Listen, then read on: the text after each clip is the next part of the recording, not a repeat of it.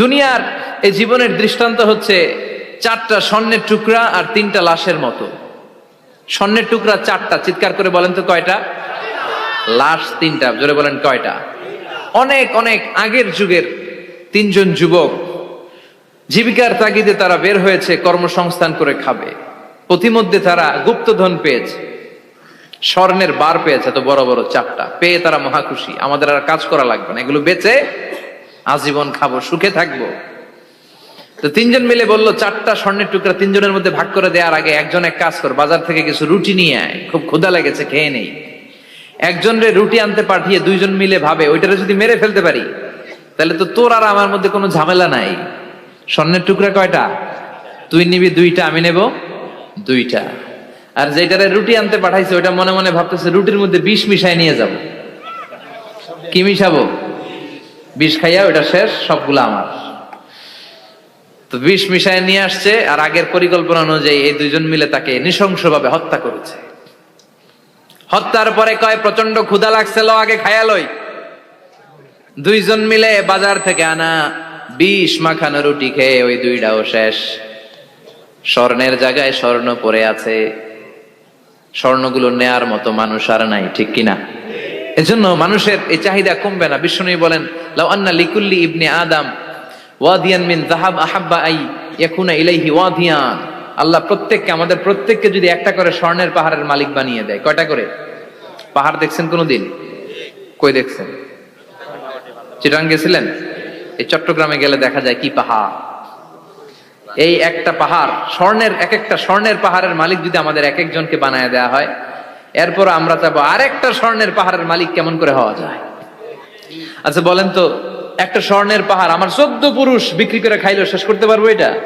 তো আরেকটা কেন লাগবে আমার? ওয়ালাই আমলা আফাহু ইল্লা তুরাব।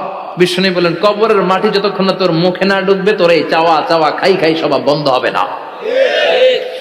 এজন্য আল্লাহ বললেন আলহাকুমুত তাকাসুরু হাত্তা যুরতুমুল মাকাবির। দুনিয়া তোমাদেরকে গাফেল বানিয়ে দিয়েছে, গাফলতি কমবে না যতদিন না কবরে ঢুকো। কবরে ঢুকা লাগবে, কবরে ঢুকা লাগবে না? কবরে আমাদেরকে যেতেই হবে, যেখানেই থাকেন। কবরের প্রশ্ন আছে না নাই? অনেকে বলে হুজুর বিমান হামলায় মারা গিয়েছে, বিমান জ্বলে পুড়ে ছাই হয়ে গিয়েছে, তার কবর কোথায়? তার আত্মাটা যেখানে আছে ওই জায়গায় প্রশ্ন আছে না নাই? অনেকে বলে হুজুর সাগরের মধ্যে পড়ে মারা গিয়েছে, তিমি মাছ খেয়ে ফেলেছে, তার কোনো অস্তিত্ব নাই, কিন্তু তার রুহুটা আছে না নাই? প্রতিটা রুহু সংরক্ষণ করে কে? প্রত্যেকটা আত্মা আল্লাহর কাছে সংরক্ষিত থাকে। প্রতিটা রুহু, প্রতিটা মানুষ মালাকুল মাউতকে দেখতে পায়। আপনিও দেখবেন, আমিও দেখব। মুমিনদের কাছে এসে মালাকুল মাউত একজন যুবকের বেশে সাদা ধবধবে জুব্বা পরে সুগন্ধি মেখে মুমূর্ষু ব্যক্তির শিয়রে বসে বসে বলে ইয়া আইয়াতুহান নাফসুল মুতমাইন্না, হে প্রশান্ত আত্মা, উখরুজি ইলা মাগফিরাতুল্লাহি ওয়া রিদওয়ানি, আল্লাহর ক্ষমা আর দয়ার দিকে বের হয়ে আসো। বলা মাত্রই মুমিনের আত্মাটা স্মুথলি বের হয়ে আসে। কাফান মিন আকফানিল জান্নাহ, হানুত মিন হানুতিল জান্নাহ, জান্নাত থেকে আনা সুগন্ধি কাফনের মধ্যে পেঁচিয়ে তিনি রূহটাকে নিয়ে ইল্লিনে চলে যায়। সরাসরি দেখে মালাকুল মাউতকে। আর যারা ইসলাম বিরোধী, কোরআন বিরোধী, তাদের সামনে এসে মালাকুল মাউত ত্রাস সৃষ্টি করে। আগে ধমক। হাইওয়েতে মাঝে মাঝে ডাকাতি হয় না? বাসগুলোর মধ্যে যখন ডাকাতি হয়, বাসে থাকে 50 জন, ডাকাত ঢুকে 5 জন। এই 5 জনের ভয়ে সবগুলো পেশাব করে দেয়, কারণ ত্রাস সৃষ্টি করে। এসেই চাইনিজ কুড়াল দিয়ে আগে কুবায় দেয় 4-5 জনের। রক্ত দেখে কি দেওয়ার সব আগে রেডি করে রাখে। মালাকুল মাউত এসে কাফের নাস্তিক মুশরিকদের সামনে সেরকম একটা ত্রাস সৃষ্টি করে, ভয়ে লোকটা কাঁপতে থাকে। ওর কাছে ভদ্র ভাষায় কথা বলে না, সুন্দর জামা পরে আসে না, কালো কুচকুচে চেহারা, ভয়ঙ্কর একটা রূপ নিয়ে, আকৃতি নিয়ে ইসলাম বিরোধীদের মাথার সামনে আসে, দুর্গন্ধযুক্ত চেহারার দেহ নিয়ে ধমক দিয়ে বলে ও পাপাত্তা, ইয়া আইয়াতুহান নাফসুল খাবিসা উখরুজি ইলা গাদাবিল্লাহ, হে পাপাত্তা, আল্লাহর রাগ, ক্রোধ আর গজবের দিকে বের হয়ে আয়। মুমিনের আত্মা বলার সাথে সাথে যেমনি মুমিনের দেহ থেকে বের হয়ে জান্নাতি কাফনের ভেতরে ঢুকে, কাফেরদের আত্মাও কি এরকম তাড়াতাড়ি বেরোতে চায় নাকি? কাফেরদের আত্মা বেরোতে চায় না। ডানে দৌড়, বায়ে দৌড়, সামনে দৌড়, পেছনে দৌড়। আহা, দৌড়াদৌড়ি করে, মালাকুল মাউত এটাকে টেনে হিচড়ে, একটা জীবিত ছাগলকে জবেহ না করে, জবাই না করে, তার চামড়া উল্টার দিকে টেনে হিচড়ে বের করলে ছাগলটা যত কষ্ট পায়, এর চেয়ে কমসে কম 70 গুণ বেশি কষ্ট দিয়ে কাফের মুশরিক আর গাদ্দারদের রূহ কবজ করা হয়। আল্লাহ এই পরিস্থিতি থেকে তুমি আমাদের বাঁচাও। মুমিনদের রূহ যেমনি কবজ হয় ওইভাবে রূহ কবজের ব্যবস্থা করে দিও। ইমানের মৃত্যু নসিব করে দিও, শাহিদি মৃত্যু নসিব করে দিও। আমাকে শহীদ করে সেই মিছিলে শামিল করে নিও, যে মিছিলের নেতা মীর হামজা খোবায়েবে খাব্বাব, আল্লাহর কাছে ছিল অতি প্রিয়, শামিল করে নিও। আমাকে শহীদ করে সেই মিছিলে শামিল করে নিও। পড়েন আমিন। আর জোরে পড়েন আমিন। তার মানে বিমান দুর্ঘটনায় হোক, কিংবা লঞ্চ ডুবিতে হোক, কিংবা আগুনে পড়ে হোক, কিংবা আত্মঘাতী হামলায় হোক, যে যেখানেই মারা যায়, কবরের 3টা প্রশ্ন তার জন্য আছে না নাই? ইসলাম বিরোধীদের জন্য প্রশ্ন 3টা, আপনারা যারা মুমিন তাদের জন্য 4টা, আপনাদের জন্য একটা বেশি। আলহামদুলিল্লাহ কোন? কবরে এসে প্রথম প্রশ্ন করবে, মুনকার নাকির যখন চলে আসবে, 40 কদম যখন আত্মীয় স্বজনরা লাশটাকে কবরের মধ্যে দিয়ে 40 কদম চলে যায়, তখনই ফেরেশতা চলে আসে। আহা, শেষ, সব শেষ। এসেই পরীক্ষা শুরু। মার রব্বুক, তোর রবের নাম কি? চিল্লায় বলেন, আমাদের রবের নাম কি? আমরা বলবো রব্বি আল্লাহ, আল্লাহ আমারে রব। দমে দমে তনু মনে তারি অনুভব। পড়েন, আল্লাহ আমারে রব। তোমার দুনিয়াতে আমি যেদিকে তাকাই, অথই নিয়ামাতে ডুবে আছি সবাই। পাখপাখালির গানে শুনি তসবিহ কল রব, তসবিহ কল রব, আল্লাহ আমারে রব। প্রথম প্রশ্ন, তোমার রব কে? আমরা বলবো আমাদের রব আল্লাহ। দ্বিতীয় প্রশ্ন, ওমা দীনু, তোমার ধর্মের নাম কি? আমরা কি বলবো? তৃতীয় প্রশ্ন, বিশ্বনবীর চেহারা দেখিয়ে বলা হবে, আতারিফু হাদার রাজুল, এই লোকটারে চিনো নাকি? আমরা বলবো চিনি, আমাদের প্রাণের নবী, ঠিক কি না? চাঁদের চেয়ে সুন্দর তুমি নবী আমার কামলিওয়ালা, দু জাহানের বাদশা তুমি প্যারা নবী সাল্লে আলা, চাঁদের চেয়ে সুন্দর তুমি নবী আমার কামলিওয়ালা, ঠিক কি না? 3টা প্রশ্নের যথাযথ উত্তর যখন দিয়ে দিলেন, আপনার জন্য অতিরিক্ত আরেকটা প্রশ্ন করা হবে, ওয়ামা ইলমুক, তোমার নলেজ কি? 3টা প্রশ্নের উত্তর যে তুমি করতে পারলা, কিভাবে পারলা, কেমনে জানলা? নকল করে বলছো নাকি জেনে বুঝে আসছো? নকল হয় না? এখন তো পরীক্ষা চলতেছে বোধহয়। কি পরীক্ষা? এসএসসি পরীক্ষা। নকল হয়? কৃষ্ণপুরে নকল নাই না? এখন মনে হয় এগুলো একটু কমছে। একটা সময় ছিল অনেক নকল হইতো।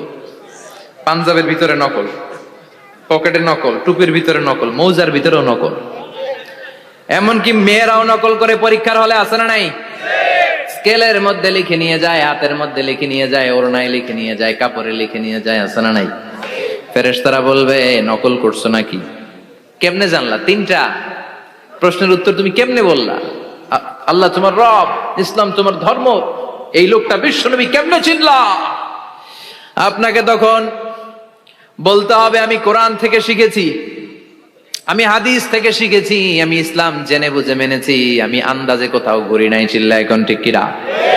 আপনাকে বলতে হবে, এজন্য শিখতে হবে, প্রতিনিয়ত ইসলাম সম্পর্কে জানতে হবে, আখের গোছাতে হবে, জীবনটাকে আলোকিত করতে হবে। চিল্লায় বলেন ঠিক কিনা?